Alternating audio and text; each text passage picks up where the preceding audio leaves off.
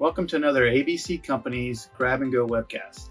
In this webcast, we're going to take you through some steps to perform when you have a coolant leak on the road. So if you see this coolant warning or engine light warning come on, this is letting you know that you have low coolant on your bus. So if you are driving, what you want to do is go ahead and take a look at your surroundings, find you a safe place to turn off, and get yourself into a good position. Now, when you're doing this, you want to keep in mind that you need to walk around the bus and look for any potential coolant leaks that may be causing this issue. So now that we've got ourselves to a safe spot on the side of the road, we want to go ahead and walk around the coach and look for any potential coolant leaks. Now, one of the first spots we're going to get to is our engine bay. So as we go back here, I'm looking underneath the coach at the same time, looking for any kind of coolant or any kind of residue of coolant that may have caused that leak or caused that warning light on the dash. So doing a quick look here, I don't see anything underneath the bus, but I'm going to move my way up to the back. And as I'm looking underneath here, which your wheelchair door is or where your engine bay starts, looking for any coolant or anything leaking on the dash or on the ground. So as I get to the back of the bus, we open up the engine compartment, and here I'm going to start looking for any potential coolant leaks. Now, one of the things you want to be cautious with is this bus was just running, so your temperatures are well over 150 plus degrees. So touching any piping or anything on the motor, it will burn you. So please be cautious. So over here on the left side of the coach, and when we talk about left side, we talk about the driver's side.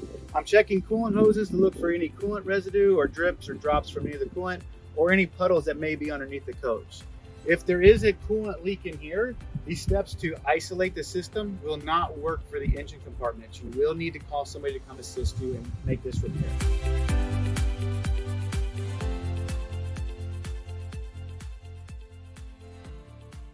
So now that we've inspected the engine compartment, let's go ahead and take a look at our driver's compartment. So go ahead and open up the door. And again, you want to be mindful because anything that has coolant in it or any of the coolant piping will be hot.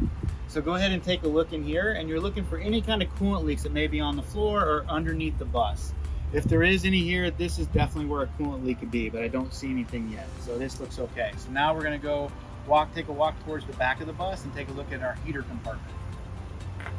So we went ahead and checked our front compartment and we've checked our engine compartment. We didn't see a coolant leak. So next thing for me is to go ahead and check my heater control compartment. So this door here houses your heater control compartment that we want to open up. I'm going to actually open up both of them just so I have a little bit more access to get into there.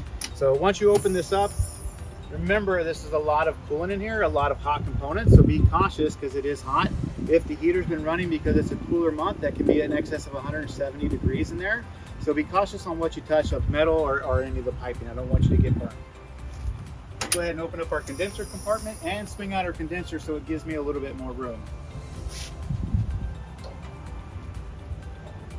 So for this exercise or for this video, we're going to go ahead and pretend that we do have a coolant leak here and I need to isolate the system. So behind this auxiliary heater is our shutoff valve. If you have long enough arms, you can reach to the back of it and get to that piping. But again, you want to be cautious so you don't burn yourself. Or you can crawl through here and get to that, and then you can shut it off. So to crawl through, you just open that up. And once you're in, you're just going to reach behind the heater onto that main coolant line and flip that valve up. Once that valve's flipped up, you've isolated part of this system, and we have one valve left inside the bus to finish off the isolation.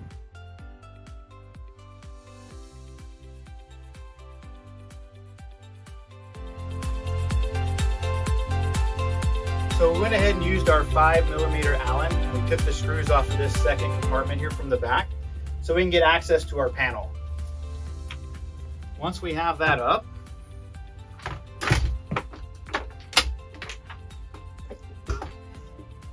we now have access to our shutoff valve here at the bottom. We want to go ahead and turn that perpendicular to the hoses, and this isolates the heating system from the rest of the bus. So that way we can fill it back up with coolant and keep the system running. So next step for us is we're going to go back to the engine compartment so we can take a look and make sure that coolant's full. All right, so we went ahead and isolated our system from the heating system from the motor. So now we can continue on our trip, but before we do that, we need to go ahead and top off the coolant. So to do that, we need to remove this cap so we can top it off. Once we start adding our coolant or our water to get us through to our next stop or to a repair facility, we want to bring that line or that level up to the max level. Once you're to the max level and the system's kind of stopped fluctuating, go ahead and start your bus. Once you start that bus, let it run for 15-20 minutes to go ahead and stabilize a little bit, and you're going to come back and check your level again. You will have to add more coolant to the system. It's going to go ahead and burp or release the air pockets. Once it's done that and it's stabilized again, go ahead and close up the system and drive the bus. Once it gets up to engine operating temperature, you're going to see that your coolant level may drop down again. You're going to go ahead and need to add coolant, but you want to be mindful that this is very hot. You want to be careful when you open it up, as coolant can expel once you open the system. And this concludes another ABC Grab and Go on-demand webcast. In this webcast, we covered how to isolate your cooling system. If you have questions on this Grab and Go on-demand webcast, please contact our ABC customer care team at 877-427-7278, option 3. Thanks, and have a great day.